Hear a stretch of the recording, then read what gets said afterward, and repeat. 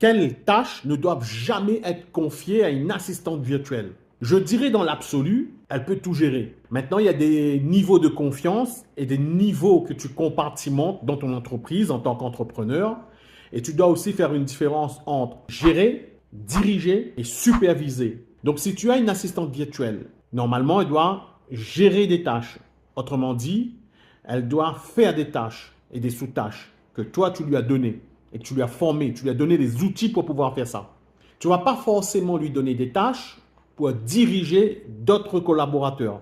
Et tu ne vas pas forcément lui mettre sur plusieurs business pour superviser plusieurs business. Donc ça, c'est dans les grandes lignes.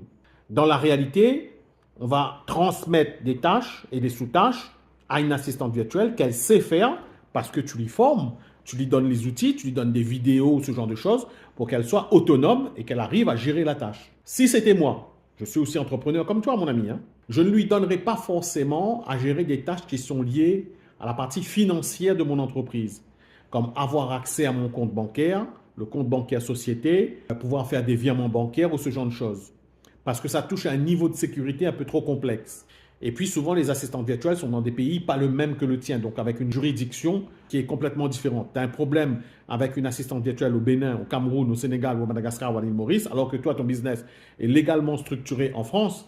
Comment tu vas faire pour porter plainte, etc., etc. C'est complexe. Donc, dans l'absolu, pas d'accès au compte bancaire. Maintenant, vous avez des assistantes virtuelles à qui on délègue, par exemple, le rapprochement bancaire.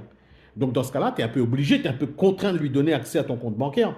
Mais uniquement une sorte de sous-accès, c'est possible. On parle de Conto et d'autres outils.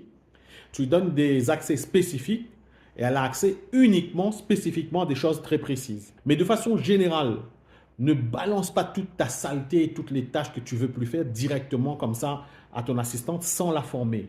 Ce n'est pas un chien, ce n'est pas un animal, ce n'est pas une superwoman.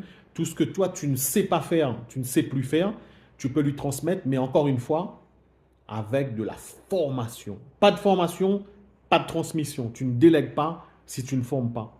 Et je voudrais te donner un dernier conseil avant de te laisser, c'est prends ton temps. Ce sont des pays francophones, ce ne sont pas des Français. Donc, ils parlent par exemple chez eux béninois, camerounais, malgache, malagasy pour Madagascar, mauricien, etc. Et ensuite, ils pensent en malagas, par exemple, et ils vont retranscrire en langue française. Sois patient, n'utilise pas des mots complexes. Moi, je m'appelle John, j'ai des services que je mets à ta disposition.